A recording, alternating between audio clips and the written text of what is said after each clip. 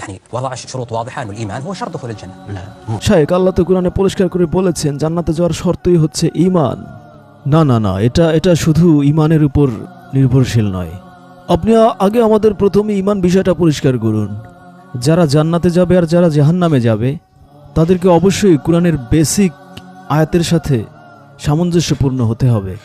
কোরআনে কিন্তু 2 নম্বর সূরা বাকারার 286 নম্বর আয়াতে আল্লাহ বলেই দিয়েছেন, আল্লাহ মানুষকে তার সাধ্যের বেশি বোঝা চাপিয়ে দেন না।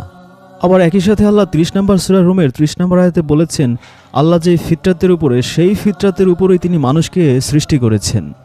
এখন যখন আপনি শ্রীলঙ্কার কোনো এক ক্ষেতে বা মাঠে বা খামারে কোনো বয়স্ক শ্রীলঙ্কার নারী বা মহিলাকে দেখবেন যে সে কাজ করছে, যিনি কোনোদিন মুহাম্মাদের নাম শোনেননি, আবার ইসলামের নামও শোনেননি, তিনি শুধু খারাপ লোকজন, বোমাবাজি, ডাকাতি, চুরি, ছিনতাই, রাহাজানি, অশ্লীলতা এগুলোই শুধু দেখে গিয়েছেন সারা জীবন ধরে।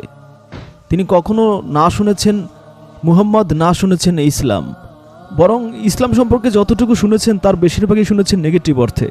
আপনি কিভাবে আশা করেন যে এই মহিলা ইসলাম ধর্মের উপরে বিশ্বাস করবে? তার যুক্তি অনুযায়ী তো করার কথা নয়। সূরা শামস অনুযায়ী আল্লাহ তার ভেতরে যেই বিবেক দিয়েছেন তার উপর ভিত্তি করে তিনি জুলুম করেছেন কিনা, অসৎ ছিলেন কিনা, এই লেন্সের আলোকেই তার বিচার করা সম্ভব। কারণ আল্লাহ বলেছেন ভালো কাজ, নেক কাজ, সৎ আমল কখনো প্রতিদানবিহীন থাকবে না। কারণ আল্লাহ হচ্ছেন রব্বুল আলামিন, নাকি তিনি রব্বুল মুসলিমিন? তিনি সমগ্র মহাবিশ্বের, মহাব্রহ্মাণ্ডের, সমগ্র পৃথিবীর মানুষের তিনি রব, নাকি আপনি বলতে চান যে তিনি শুধুমাত্র মুসলমানদের তিনি রব? কুরআনও ঠিক তাই। কুরআন কি শুধু মুসলিমদের? না, কুরআনও সমগ্র পৃথিবীর মানুষের জন্য, হুদাল্লিন নাস। তার মানে কুরআনটাও হচ্ছে সমগ্র পৃথিবীর জন্য, ইসলামটাও হচ্ছে সমগ্র পৃথিবীর মানুষের জন্য। এটা কোনো নির্দিষ্ট স্থানের বা নির্দিষ্ট কিছু মানুষের জন্য নয়। কুরআনে কি বলা হয়েছে? নবী হচ্ছে রহমাতাল্লিল আলামিন। তাহলে তিনি যে দিন নিয়ে এসেছেন সেটা সমগ্র বিশ্বের মানুষের জন্য হচ্ছে রহমত। আর আল্লাহ, তিনি হচ্ছেন সমগ্র পৃথিবীর মানুষের জন্য আল্লাহ, তিনি সমগ্র পৃথিবীর মানুষেরই রব।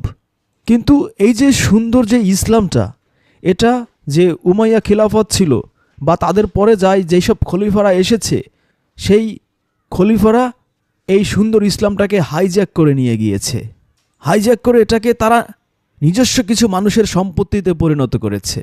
উমাইয়াদের সাম্রাজ্যে যে সমস্ত আলেমোলামারা এসেছেন, দরবারি আলেমোলামারা, তারা বিভিন্ন দলে উপদলে বিভক্ত ছিলেন এবং তাদের বিভিন্ন বিষয়ে অনেক জ্ঞানের কমতি ছিল, প্রজ্ঞার কমতি ছিল।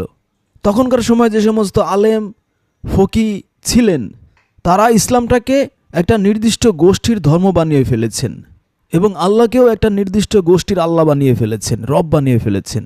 তারা বিষয়টা এমনভাবে সমগ্র পৃথিবীর মানুষের কাছে উপস্থাপন করেছে যে নবী, আল্লাহ, কুরআন এগুলো সবই হচ্ছে তাদের নিজস্ব একটা গণ্ডির মধ্যে থাকবে, তাদের নিজস্ব একটা সম্পদ।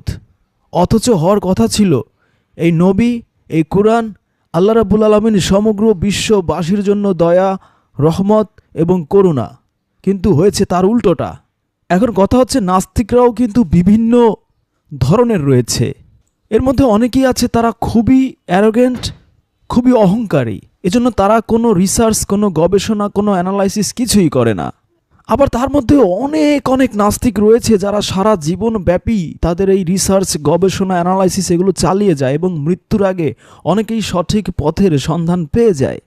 তারা কাউকে আঘাত করে না, কাউকে কষ্ট দেয় না। আপনার কি মনে হয় না তারা আসলেই ভিন্ন রকম, যারা কোনো মানুষের উপর জুলুম করে না, কষ্ট দেয় না, সারা জীবন ব্যাপী রহমানের নিদর্শনগুলো নিয়ে রিসার্চ করে, গবেষণা করে, অ্যানালাইসিস করে, মানবতার জন্য কাজ করে, সারা বিশ্বের মানুষের জন্য তারা মঙ্গলজনক কল্যাণ সাধনে আত্মনিয়োগ করে থাকে? 40 নম্বর সূরা গাফিরের 44 নম্বর আয়াতে আল্লাহ কি বলেছেন? আল্লাহ তার বান্দাদের প্রতি সদা সর্বদা দৃষ্টি রাখেন, সব সময় তিনি তার বান্দাদেরকে দেখেন যে তারা কে কি করছে, তাই না? তাহলে আপনি বলতে চাচ্ছেন যে সমস্ত নাস্তিক যারা রিসার্চ করে, গবেষণা করে, তারা জান্নাতে যাবে? কি বলছেন আপনি? অবশ্যই, কেন নয়, কেন যাবে না? তার মানে আপনি বলতে চাচ্ছেন জান্নাতে আমরা মুসলিমদের যেমন পাবো, ইহুদিদের পাবো, খ্রিস্টানদের পাবো, তাদের সাথে সাথে আমরা নাস্তিকদেরও জান্নাতে পাবো, তাই কি বলতে চাচ্ছেন আপনি? এক্স্যাক্টলি, আমি ঠিক তাই বলতে চাচ্ছি।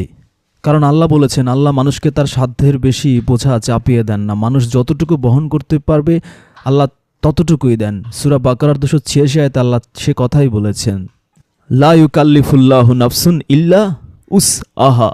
আমি দেখেছি অনেক নাস্তিক আছে, এথিস্ট আছে, যারা অত্যন্ত ডিপ গভীর রিসার্চ করে, ইনকোয়ারি করে, অ্যানালাইসিস করে। আমি অনেক ইয়াং নাস্তিকদের দেখেছি, তাদের কাছে আমি গিয়েছি, এটা তারা করে, তারা জ্ঞানের পিপাসু। অথচ দেখুন, আমি একজন আলেম, কিন্তু এই সায়েন্স সম্পর্কে, টেকনোলজি সম্পর্কে আমার খুব সীমিত জ্ঞান, খুব অল্প নলেজ। আর এ কারণে আমি তাদেরকে জোর দিয়ে বলেছি তারা যেন ইনভেরিয়েবল নলেজগুলোর প্রতি বেশি গুরুত্ব আরোপ করে। কিন্তু শায়েখ, আপনি যে বলছেন তাদেরকে ইনভেরিয়েবল নলেজের কথা, কিন্তু 3 নম্বর সূরা আল ইমরানের 85 নম্বর আয়াতে আল্লাহ বলেছেন, ইসলাম ছাড়া কোনো ধর্মই আল্লাহ গ্রহণ করবে না, আল্লাহর কাছে সেটা কখনো গ্রহণীয় হবে না। আল্লাহ তো এই কথা পরিষ্কার করে বলেছেন, তাই নয় কি? একই সাথে 4 নম্বর সূরা নিসার 48 নম্বর আয়াতে আল্লাহ বলেছেন, যারা আল্লাহর সাথে শরিক করে তাদের আল্লাহ কখনোই ক্ষমা করবে না। বলেছে কি না বলুন? তাহলে তারা কি কাফের নয়? এই কাফেরদের পক্ষে আপনি ওকালতি করছেন, এটা কি করে সম্ভব বলুন? আসলে আমরা কাফির বলতে যা বুঝি, কুরআনে কিন্তু কাফির বলতে তা বোঝানো হয়নি। কাফির যে ডেফিনেশনটা, এটা বোঝার ক্ষেত্রে কিন্তু আমাদের বেশিরভাগ মুসলিমদেরই জ্ঞানের অনেক কমতি রয়েছে, অনেক স্বল্পতা রয়েছে। কাফির কে? কুরআন অনুযায়ী যে জানে, যে বোঝে, জেনে শুনে বুঝেও যে এই সত্য দিনকে অস্বীকার করে, ঢেকে ফেলে, গোপন করে, সে হচ্ছে কুরআন অনুযায়ী কাফের। এখন যে ব্যক্তি জানে না, শোনে না, বোঝে না, সে ঢাকবে কি করে? সে কিভাবে কাফের হতে পারে? আবু জেহেলের কথা ধরুন, সে জানতো, বুঝতো সব সঠিক দিন ইসলাম, তারপরও সে এটা প্রত্যাখ্যান করেছে, অস্বীকার করেছে, গোপন করেছে তার আশেপাশের মানুষদের থেকে।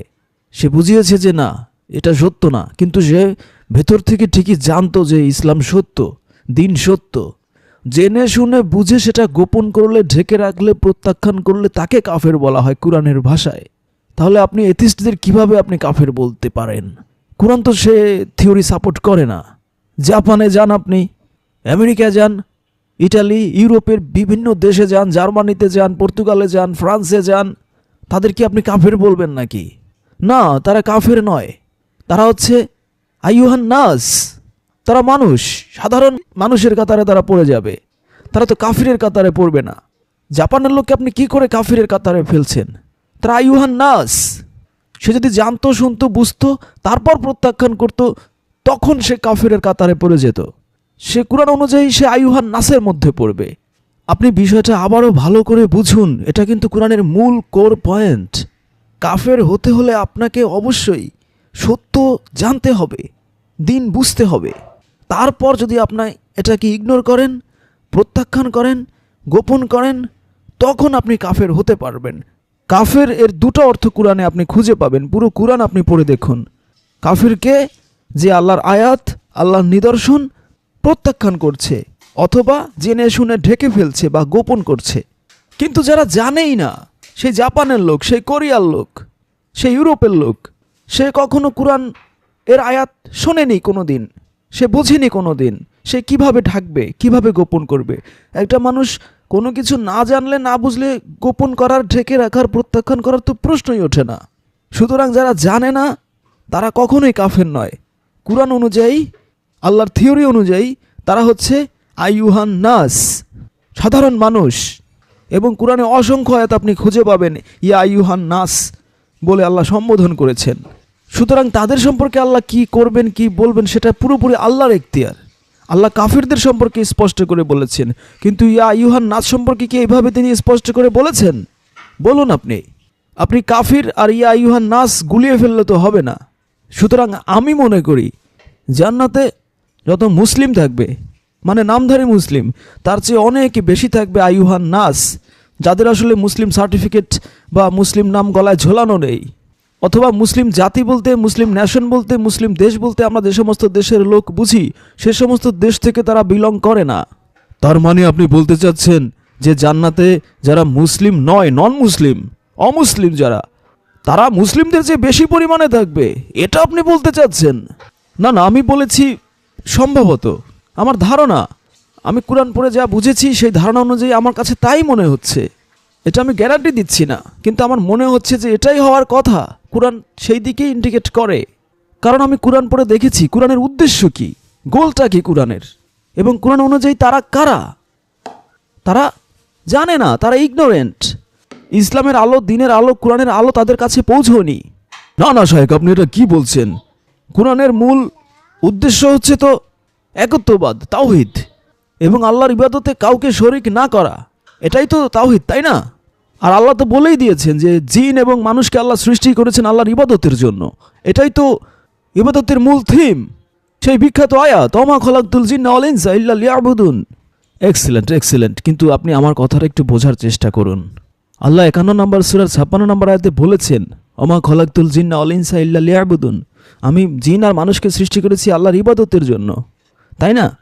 বলেছেন, কিন্তু এর পরে আরেকটা কথা আছে, সেটা কি আপনি জানেন?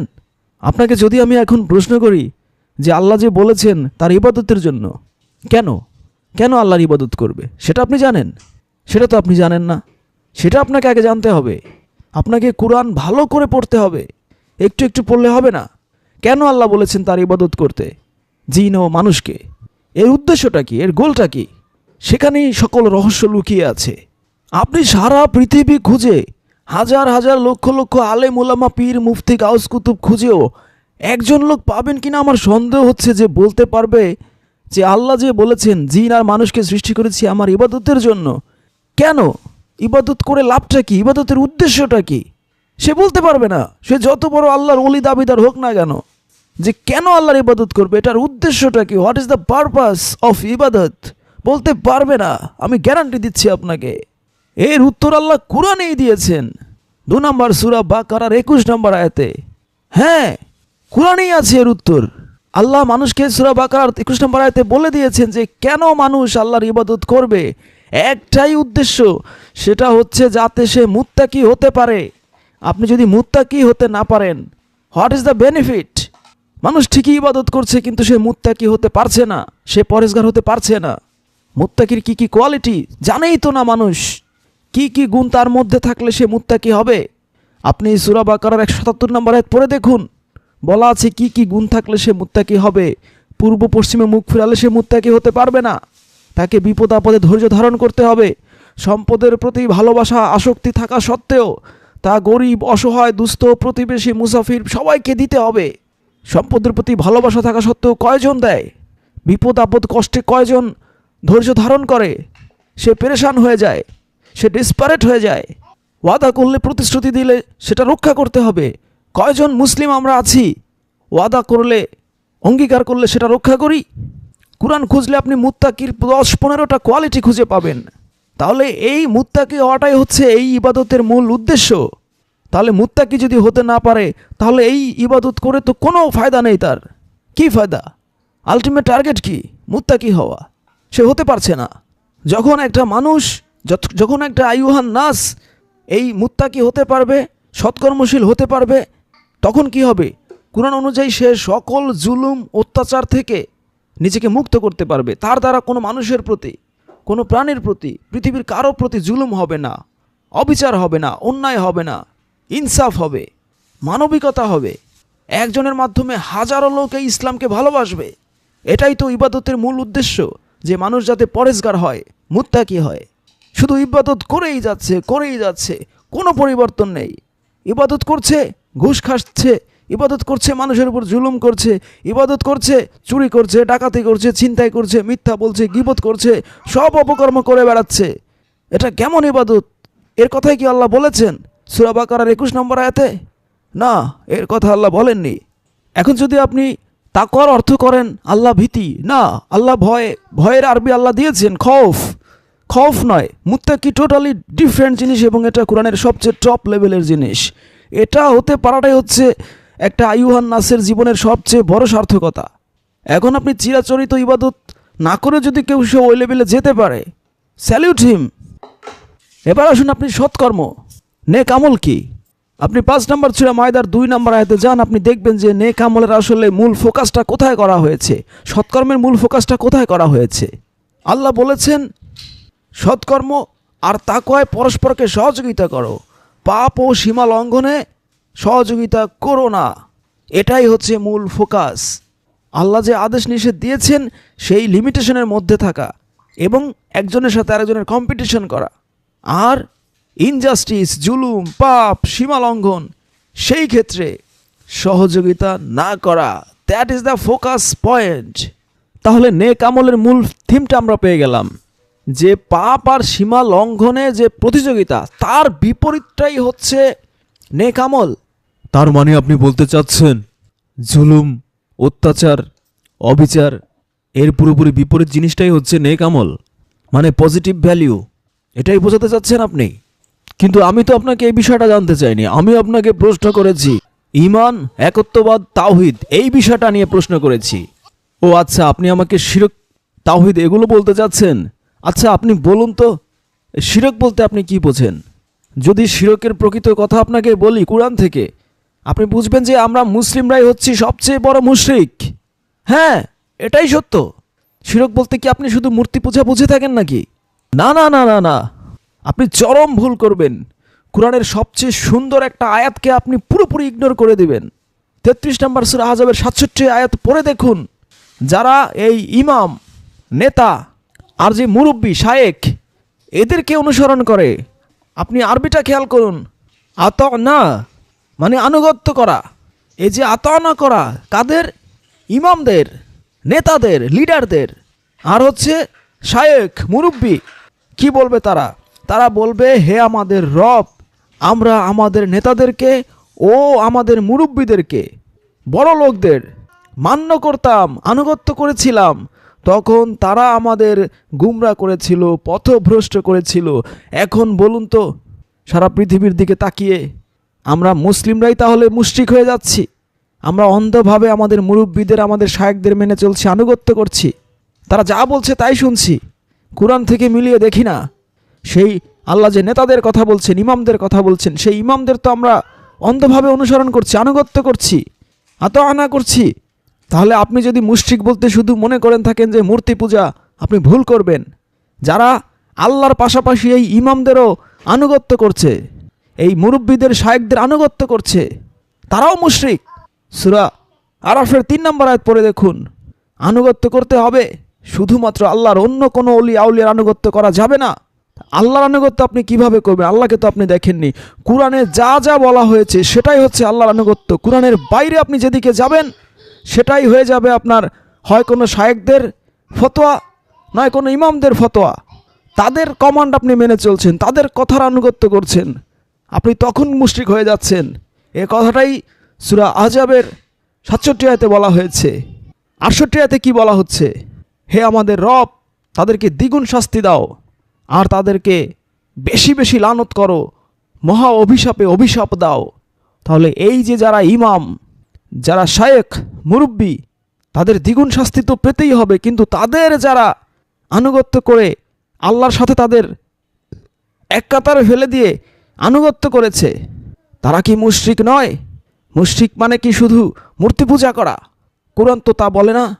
তাহলে এইবার আপনি আসুন যে ইবাদতের যে মূল লক্ষ্য উদ্দেশ্যের কথা বললাম, যে মানুষ যেন পরেজগার হতে পারে, সূরা বাকারার 21 আয়াতে যে আল্লাহ বলেছেন, একই সাথে এই ইবাদত আপনাকে এমন একটা লেভেলে নিয়ে যাবে। সূরা আনকাবুতের 45 আয়াতে আল্লাহ বলেছেন যে পাপ, অশ্লীল কাজ থেকে আপনাকে দূরে রাখবে।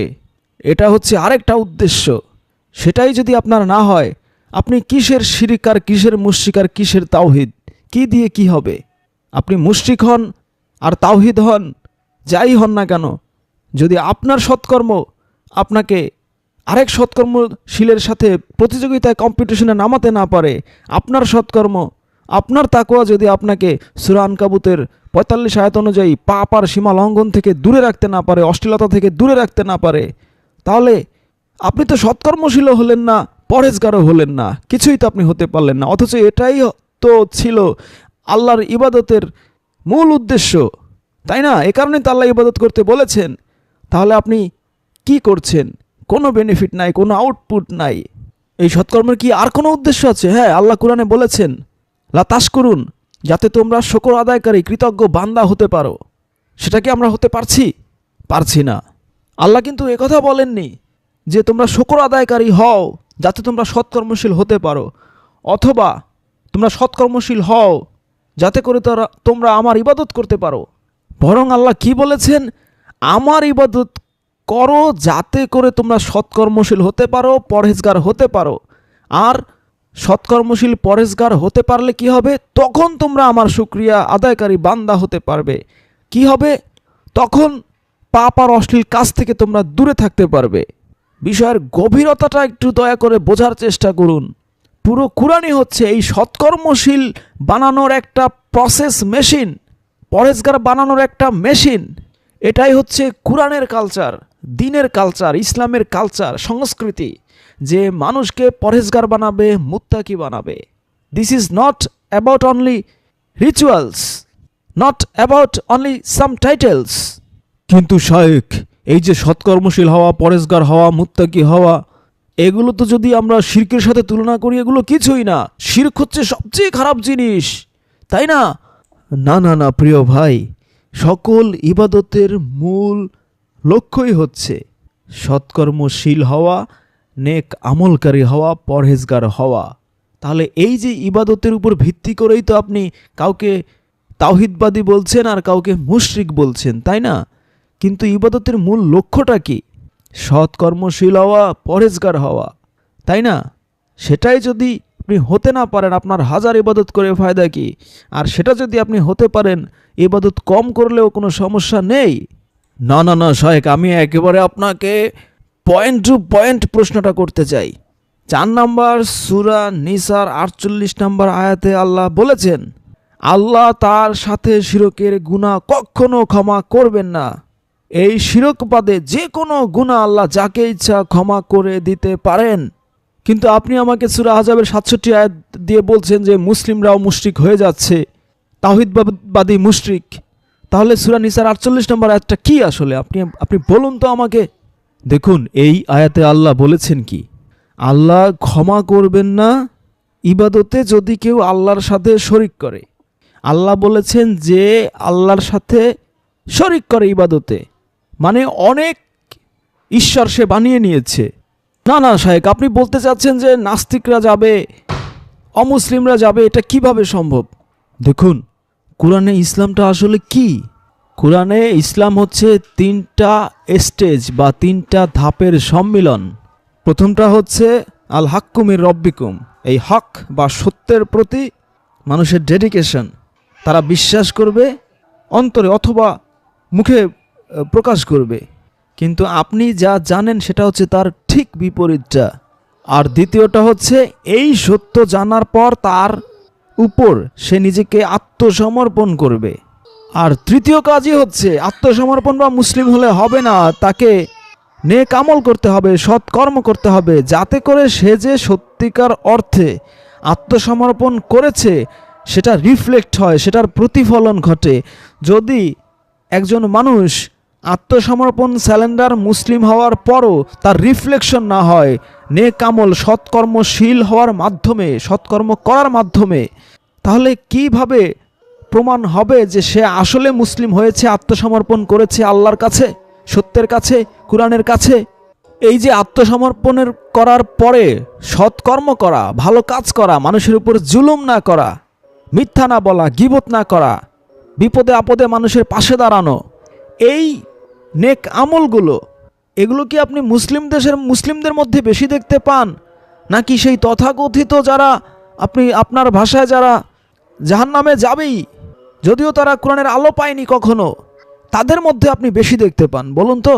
আপনাকে বিশ্বাস করতে হবে, সৎ কর্ম করতে হবে, নেক আমল করতে হবে, পরহেজগার হতে হবে, পাপ অশ্লীল খারাপ কাজ থেকে দূরে থাকতে হবে, সেই লেভেলে নিজেকে নিয়ে যেতে হবে।